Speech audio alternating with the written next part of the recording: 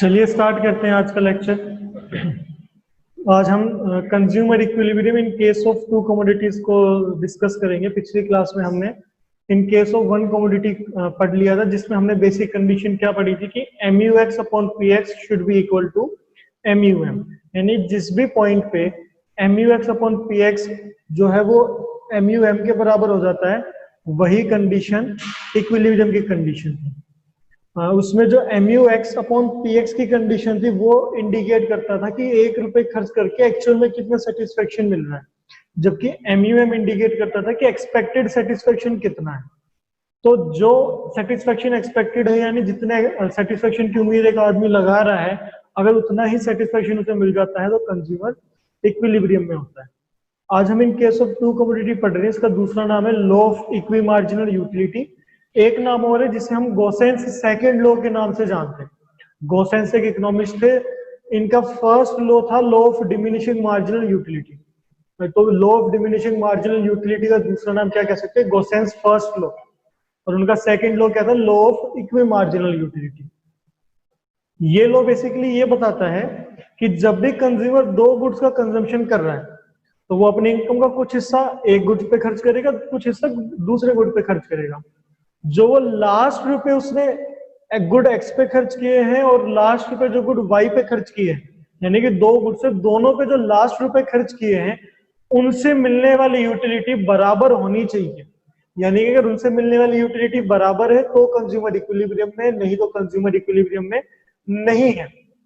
Example की बात मैं करूं तो मैंने जैसे पिछली क्लास में भी एग्जाम्पल दिया था कि मान लीजिए आप कोई भी दो कोल्ड ड्रिंक लेने गए हैं, एक कोल्ड ड्रिंक का नाम एक्स है, एक कोल्ड ड्रिंक का नाम वाई है। आपके पास 10 रुपए हैं, 5 रुपए कोल्ड ड्रिंक एक्स पे खर्च करोगे, 5 रुपए कोल्ड ड्रिंक वाई पे खर्च करोगे। एक एक रुपए खर्च करेंगे हम। तो पहला रुपए एक्स पे खर्च किया, फिर दूसरा वाई पे किया, तीसरा चौथा पांचवा छठा, ऐसे कर करके 8 रुपए खर्च कर दिए। अब लास्ट में हमारे पास 2 रुपए बचे, जिसमें से जो लास्ट 2 रुपए बचे उसमें से 1 रुपए खर्च किए एक्स कोल्ड ड्रिंक पे और आखिरी का 1 रुपए खर्च किया वाई कोल्ड ड्रिंक पे।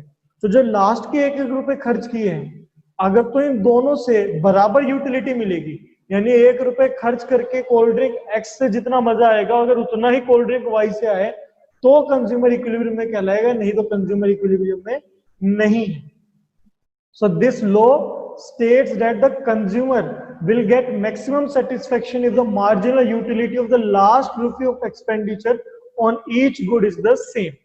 यानी कि लास्ट रुपी जो खर्च किया है उस पर जो सेटिस्फेक्शन मिला अगर दोनों में सेम है तो वो कंज्यूमर सेटिस्फेक्शन में, इसलिए तो उसका नाम इक्वी मार्जिनल यूटिलिटी, यानी कि इक्वल मार्जिनल यूटिलिटी मिल रही है दोनों से।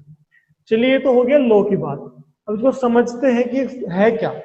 सो बेसिक कंडीशन की अगर बात करें टू केस में, यानी अगर कोई कंज्यूमर दो गुड्स का कंजम्पशन कर रहा है तो उसे कब यूटिलिटी मिलेगी? उसे मिलेगी जब ये इक्वेशन आपकी सेटिस्फाइड होगी। इक्वेशन कौन सी? MUX upon PX should be equal to MUY upon PY should be equal to MUM। फिलहाल के लिए MUM को भूल जाओ, सिर्फ ये कंडीशन देखेंगे, MUX upon PX should be equal to MUY upon PY।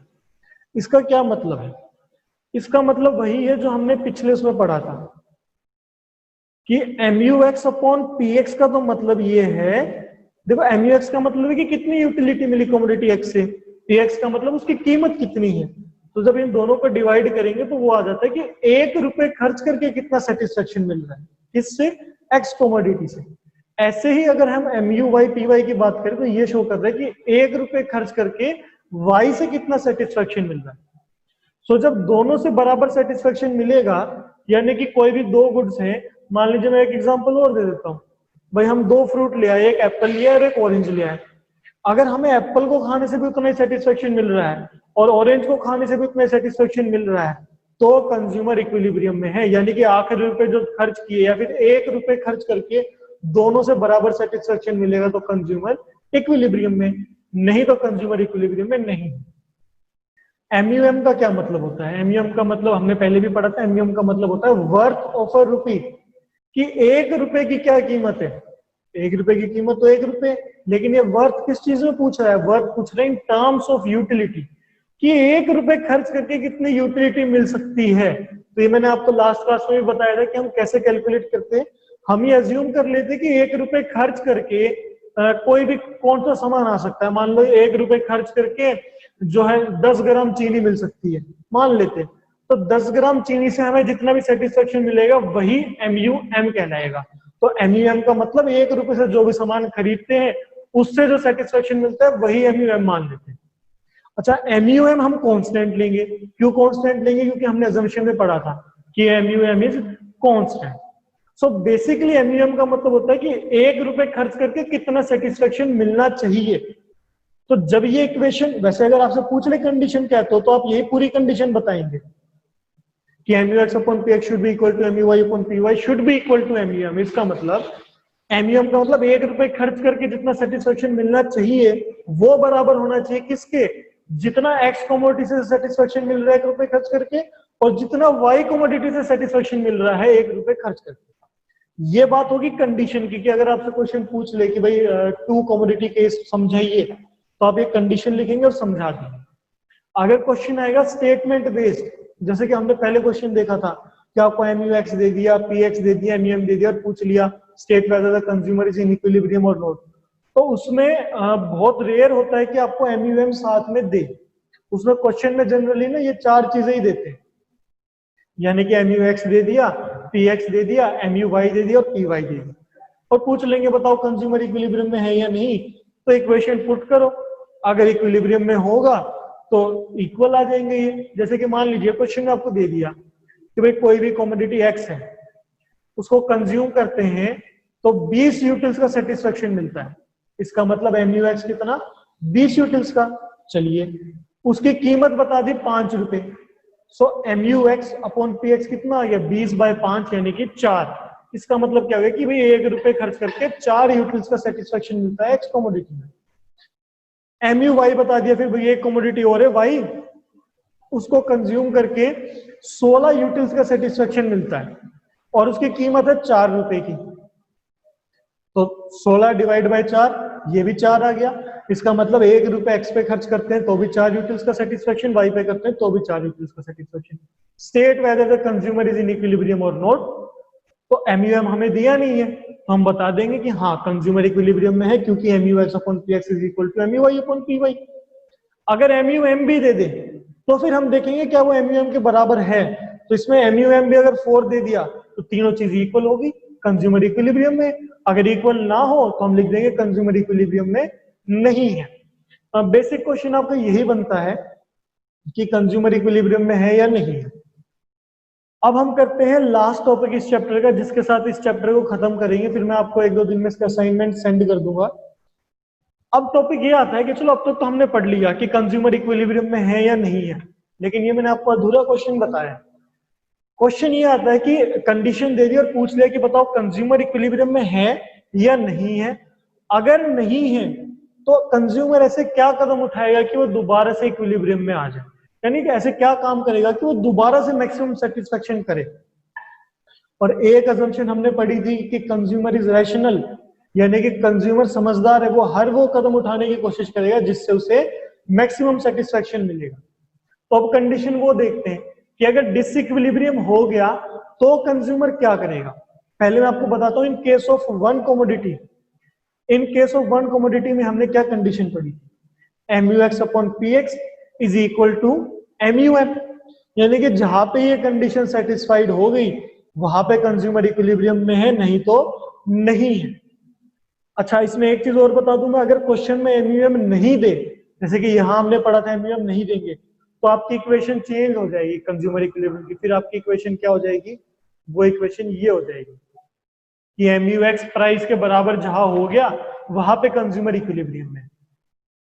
तो चलिए, यहाँ पे तो वो लिखा हुआ है नहीं, मैं आपको बता रहा हूं, थोड़ा सा इमेजिन करें कि अगर इक्वल ना हो तो कंडीशन क्या होगी?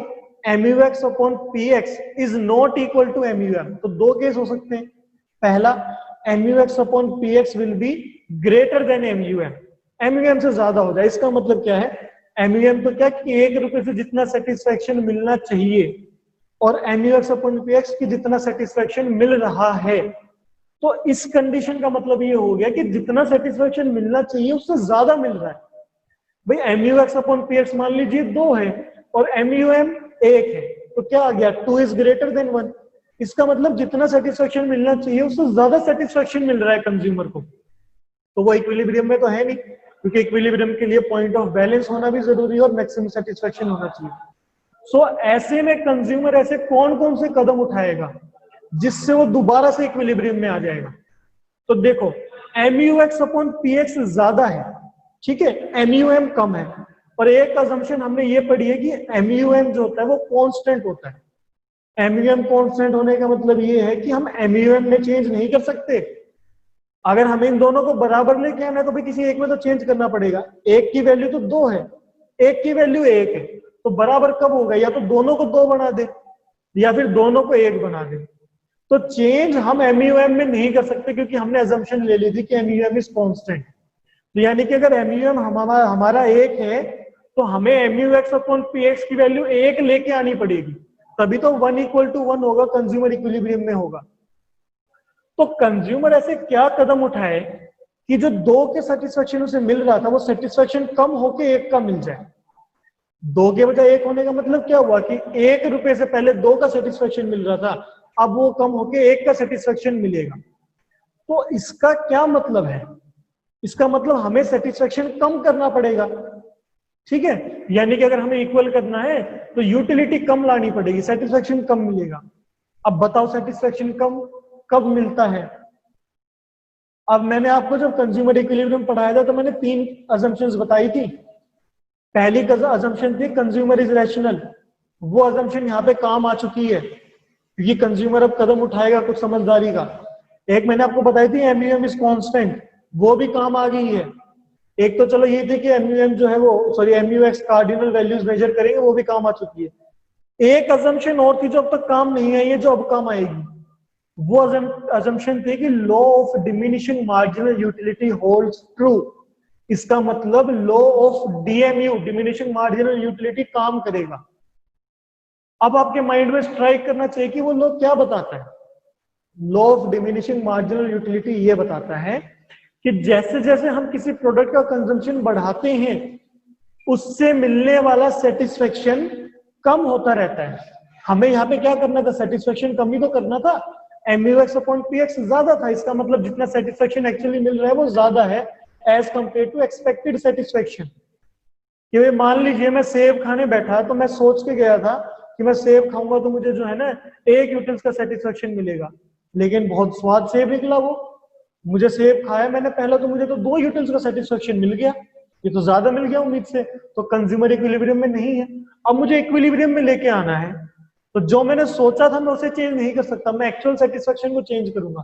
तो अब मैं क्या करूंगा? मैं ज्यादा सेब खाऊंगा। देखो इसके पीछे 2 लॉजिक अप्लाई होते हैं। पहली चीज तो ये है कि जब आपको ज्यादा सेटिस्फेक्शन मिल रहा है किसी चीज में तो आप क्या करते हैं? उसका ज्यादा कंजम्पशन करते हैं। भाई मुझे सेब में ज्यादा स्वाद आ रहा है तो मैं ज्यादा खाऊंगा ना, तो मैं कंजम्पशन बढ़ाऊंगा। मैं स्टेप्स बता रहा हूं कि जब MUX अपॉन PX प्राइस से ज्यादा होगा तो सबसे पहला कदम कंज्यूमर क्या उठाएगा? He will increase the consumption of that commodity. Which commodity? यहाँ पे तो एक ही commodity की बात हो रही है X की, मैं एप्पल की एग्जांपल ले रहा हूँ। क्योंकि मुझे ज्यादा सेटिस्फेक्शन मिल रहा है मैं एप्पल का कंजम्पशन बढ़ा दूंगा। फर्स्ट पॉइंट कि consumer will increase the consumption. Second point, क्योंकि law of diminishing marginal utility काम कर रहा है और वो लॉ ये बताता है कि जैसे जैसे कंजम्पशन बढ़ेगा मार्जिनल यूटिलिटी कम होती जाएगी। तो मैंने कंजम्पशन बढ़ाया तो सेटिस्फेक्शन कम होगा। सेकंड पॉइंट ये हो गया। थर्ड पॉइंट, सेटिस्फेक्शन तब तक कम होगा जब तक वो दोबारा से MUM के बराबर ना हो जाए, यानी कि MUX अपॉन PX तब तक कम होता रहेगा जब तक वो बराबर से MUM के बराबर ना हो जाए। इसका मतलब मैंने पहला सेब खाया, मुझे 2 यूटिल्स का सेटिस्फेक्शन मिला, लेकिन मैंने सोचा कितने का था? 1 का। फिर मुझे बहुत ज्यादा मजा आया, मैंने 1 सेब और खा लिया।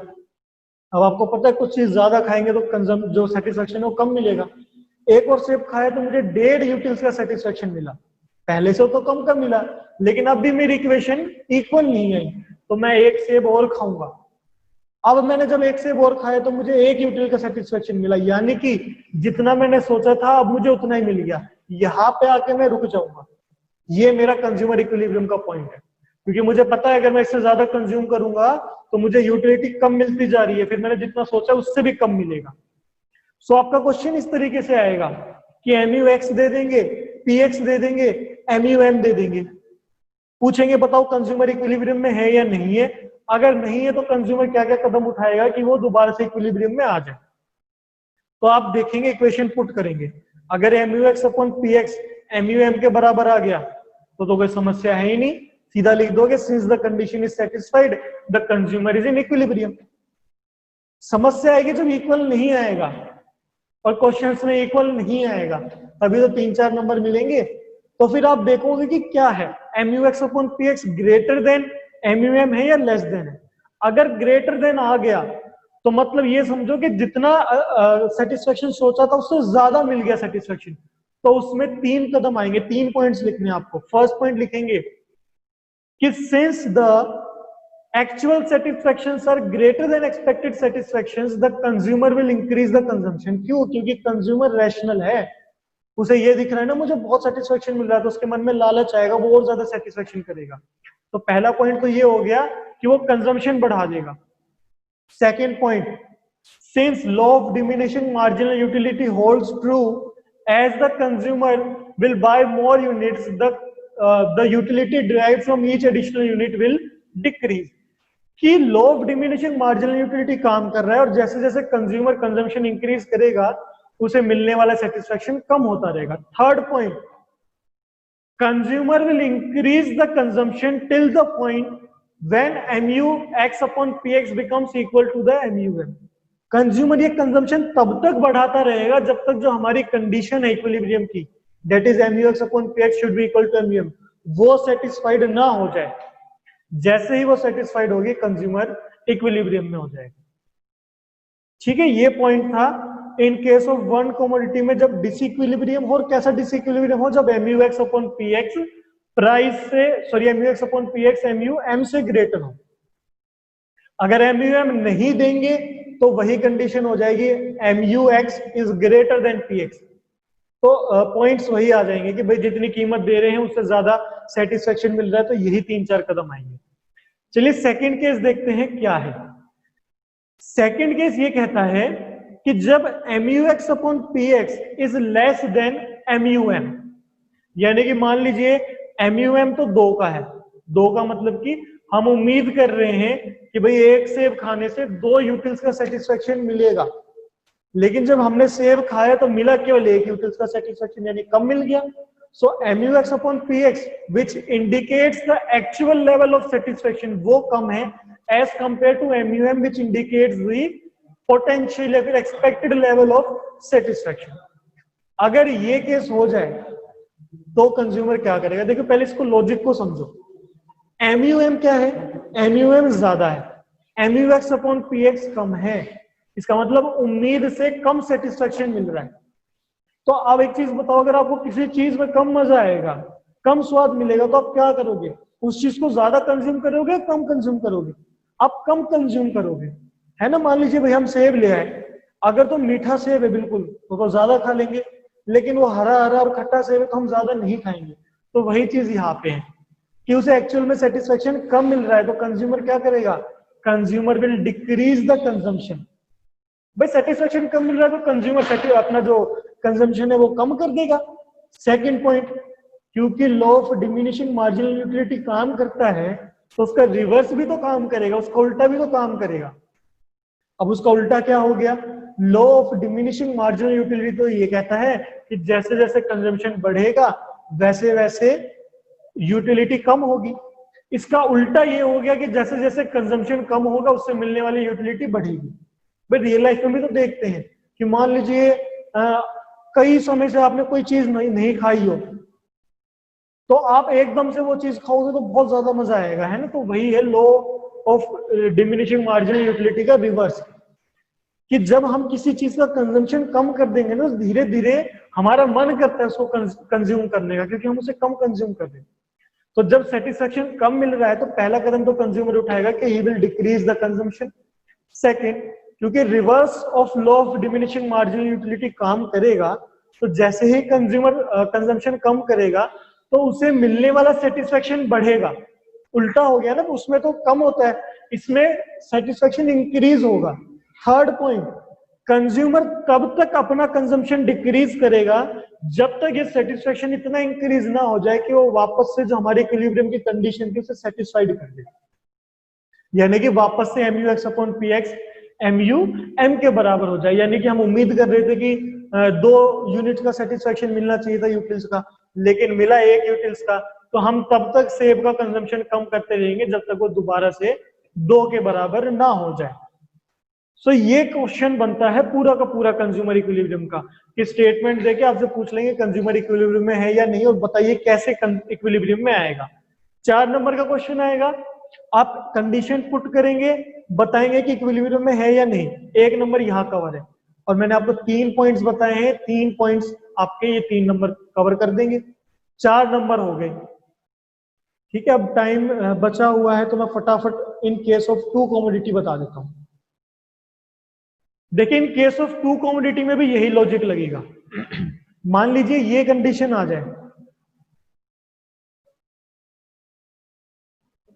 mu x upon P X is greater than mu y upon P Y.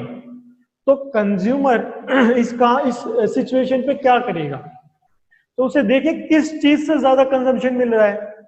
Commodity x से ज्यादा कंजम्पशन मिल रहा है और वाई से कम मिल रहा है, तो आपको पता है कि दोनों को बराबर करना है। अच्छा, कांस्टेंट क्या होता है? कांस्टेंट होता है MUM। MUM कांस्टेंट होता है, तो यहाँ पे दोनों चीजें कांस्टेंट नहीं है, इसका मतलब हम दोनों में चेंज कर सकते हैं। तो अब हमें दोनों को बराबर करना है, तो क्या करेंगे? जो चीज ज्यादा है उसे तो कम करेंगे और जो चीज कम है उसे ज्यादा कर देंगे। तो एक्स कमोडिटी से ज्यादा सेटिस्फेक्शन मिल रहा है, वाई से कम मिल रहा है, तो जिससे ज्यादा सेटिस्फेक्शन मिल रहा है उसका तो कंजम्पशन बढ़ा देंगे, और जिससे कम मिल रहा है उसका कंजम्पशन कम कर देंगे। देखिए यहाँ पे क्या लिखा है, consumer will buy more of X commodity क्योंकि उससे ज्यादा सेटिस्फेक्शन मिल रहा है, and will buy less of Y commodity. अच्छा, इससे क्या होगा? जब एक्स का कंजम्पशन ज्यादा करेगा तो MUX कम हो जाएगा क्योंकि law of diminishing marginal utility काम करता है, और y का कंजम्पशन कम कर देगा तो मार्जिनल यूटिलिटी बढ़ जाएगी, क्योंकि reverse of law of diminishing marginal utility भी तो काम करता है। तो ये दोनों काम तब तक करेगा जब तक कंज्यूमर दोबारा से इक्विलिब्रियम में ना आ जाए। अच्छा, अगर MUM आ जाए, साथ में MUM भी दे दे आपको, तो आपको MUM के हिसाब से कंडीशंस चेंज करनी पड़ेगी। इसका मतलब मैं क्या बता रहा हूं, देखो MUX अपॉन PX की वैल्यू आ गई 3, मान लो दोनों को डिवाइड करके 3 आ गया। MUY अपॉन PY आ गया 4, MUM भी आ गया 4। तो फिर आप चेंज MUY में नहीं करेंगे, क्योंकि फिर हमें दोनों चीजें किसके हिसाब से लानी है? MUM के हिसाब से, क्योंकि MUM कांस्टेंट रहेगा। तो MUM अगर 4 है तो हमें दोनों के दोनों 4 में लेके आने हैं। MUY अपॉन PY तो पहले से 4 है, तो हम चेंज किस में करेंगे? सिर्फ और सिर्फ MUX अपॉन PX में करेंगे, क्योंकि उसमें सेटिस्फेक्शन कम है तो उसका कंजम्पशन भी कम कर देंगे, और reverse of law of diminishing marginal utility काम करेगा तो सेटिस्फेक्शन बढ़ेगा, तब तक बढ़ेगा जब तक ये कंडीशन दोबारा से इक्वल ना आ जाए। और मान लीजिए ऐसी कंडीशन आ जाए कि MUM तो आ गया 4, MUX अपॉन PX की वैल्यू आ गई 3, और MUY अपॉन PY की वैल्यू आ गई 5। देखिए एक्स कमोडिटी से सेटिस्फेक्शन मिल रहा है 3 का, मिलना चाहिए 4 का, और y से मिल रहा है 5 का। तो हमें किसके हिसाब से चेंज करना है? MUM के हिसाब से। MUM कितना है? 4 है, तो हमें दोनों को 4 में लेके आना पड़ेगा। x से 3 का सेटिस्फेक्शन मिल रहा है तो उसे बढ़ा के 4 करना होगा, y में 5 का सेटिस्फेक्शन मिल रहा है तो उसे कम करके 4 पे लेके आना पड़ेगा। अब ये लॉजिक आप समझ ही चुके हैं कि अगर सेटिस्फेक्शन बढ़ाना है तो उस चीज का कंजम्पशन कम करना पड़ेगा। या तो आप इस चीज से याद रख ले कि अगर सेटिस्फेक्शन बढ़ाना है तो कंजम्पशन जो है कम करे, क्योंकि फिर reverse of law of diminishing marginal utility काम करेगा और सेटिस्फेक्शन बढ़ जाएगा। या सिंपल सा ये लॉजिक याद रखें कि भाई जितना सेटिस्फेक्शन हम सोच रहे हैं उससे कम मिल रहा है, जब भी हमें किसी काम में कम मजा आता है तो हम उसको ज्यादा करते कम करते तो कम करेंगे तो law of diminishing marginal utility अपने आप ही काम करेगा, तो सेटिस्फेक्शन बढ़ जाएगा।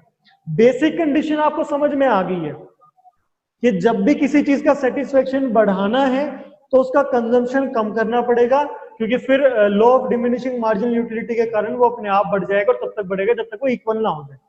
अगर किसी का सेटिस्फेक्शन कम करना है तो वो कम कैसे करेंगे, उसका कंजम्पशन बढ़ा के फिर law of diminishing marginal utility से सेटिस्फेक्शन अपने आप ही कम हो जाएगा। बेसिक चीज ये है। अब आप सिचुएशन के हिसाब से अपने आप लॉजिक लगा सकते हो। सिचुएशन मैंने आपको बता दिया, सिचुएशन ये है कि MUM के हिसाब से चीजें चेंज होगी। जो भी MUM है उसके बराबर लेके आना है बाकी चीजों को।